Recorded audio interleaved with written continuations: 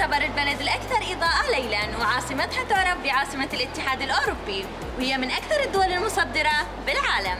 توجد بلجيكا في أوروبا الغربية، ويحدها كل من هولندا، ألمانيا، لوكسمبورغ وفرنسا، وبقلبها توجد بروكسل عاصمتها اللي هي أكبر مدنها وتعتبر المركز الإداري للبلاد. خليكم ويانا حتى نتجول بشوارعها ونكتشف أبرز معالمها ونتحدث حول تاريخها، اقتصادها وموقعها. بس احنا بالساحة الرئيسية ببلجيكا بعاصمتها بروكسل. تعتبر جراند بلاتس من أهم المعالم السياحية ببروكسل، ومرت هاي الساحة فترات ازدهرت بها بالبناء وفترات أخرى أهملت وخربت، وتعتبر اليوم واجهة سياحية للبلاد حيث أدرجت على لائحة اليونسكو للتراث العالمي. ومن أبرز مبانيها قاعة المدينة اللي توجد بالجانب الجنوبي، ويوجد أيضاً متحف المدينة المعروف بدي فيل دي بروكسل اللي يعكس التاريخ الفولكلوري للمدينة من بدايته لليوم. هسه احنا بأسواق وشوارع بلجيكا. موقعها بقلب المنطقة الأوروبية ساعد على نقل البضائع عبر مينائها أنتفيرب اللي يعتبر ثاني أكبر ميناء بعد ميناء ديسبورغ الموجود بألمانيا. وطبعاً سوينا لكم فيديو خاص عن ديسبورغ، إذا تحبون تشوفوا دوسوا على الأيقونة. طبعاً جعنا ولقينا مطعم لبناني هنا اسمه بحلال، حناخذ لفات شاورما. ويسمون مدينة أنتفيرب عاصمة الألماس لأن يمر بها معظم الألماس الموجود بالعالم.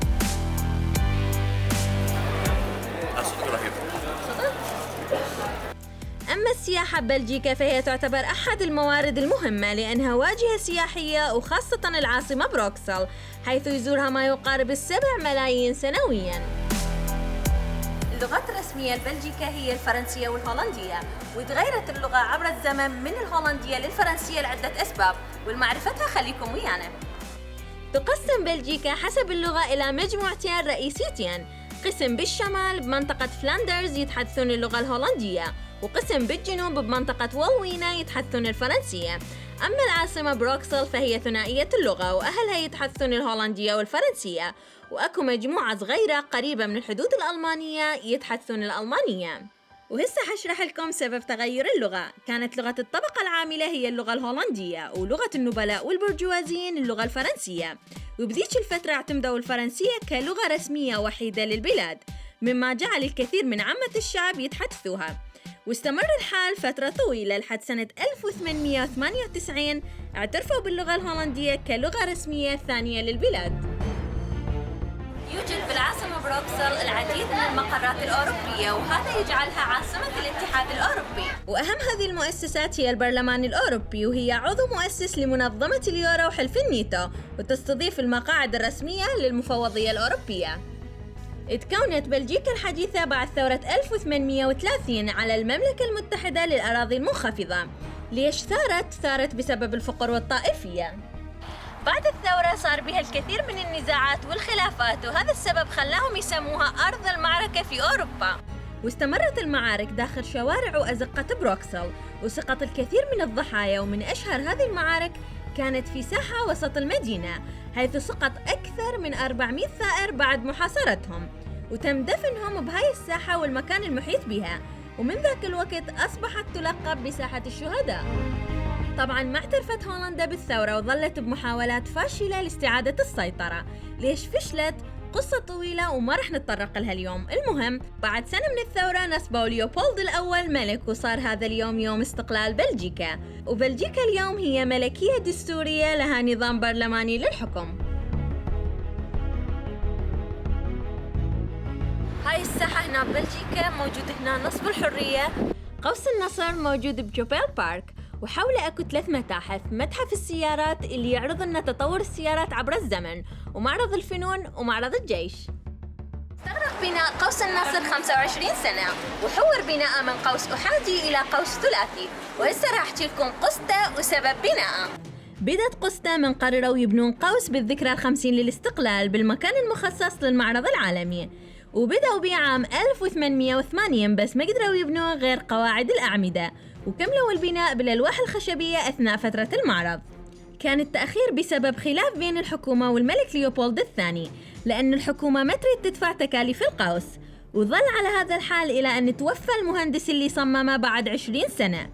بعدها اختاروا مهندس ثاني غير التصميم إلى قوس ثلاثي، وتم العمل عليه 24 ساعة باليوم وبتمويل خاص من الملك. وتم الانتهاء من القوس بالوقت المحدد للذكرى 75 للاستقلال. احتلت ألمانيا بلجيكا بالحرب العالمية الأولى والثانية، بس تعرفون ليش احتلتها بالمرة الثانية؟ لأن تريد السيطرة على فرنسا، وفرنسا حدودها محصنة فلفت على فرنسا من جهة بلجيكا. احنا موجودين يم الأوتيميوم اللي هو موجود بعاصمة بلجيكا. تم بناء الأوتيميوم عام 1958، وهو المبنى الحائز على أكثر المباني غرابة في أوروبا لعام 2013. وتصميم المبنى على شكل بلورة عنصر الحديد مكبرة 165 مليار مرة، ارتفاعها 102 وقطرها 18 متر، مبنية من الفولاذ المقاوم للصدأ. داخل الكرات عبارة عن غرف تقدرون تتنقلون بينها عن طريق سلالم ومصاعد، وكل غرفة بها عرض خاص. واحدة منهم عبارة عن مطعم، ومن نوافذ المبنى تقدرون تشوفون المدينة الأوروبية المصغرة.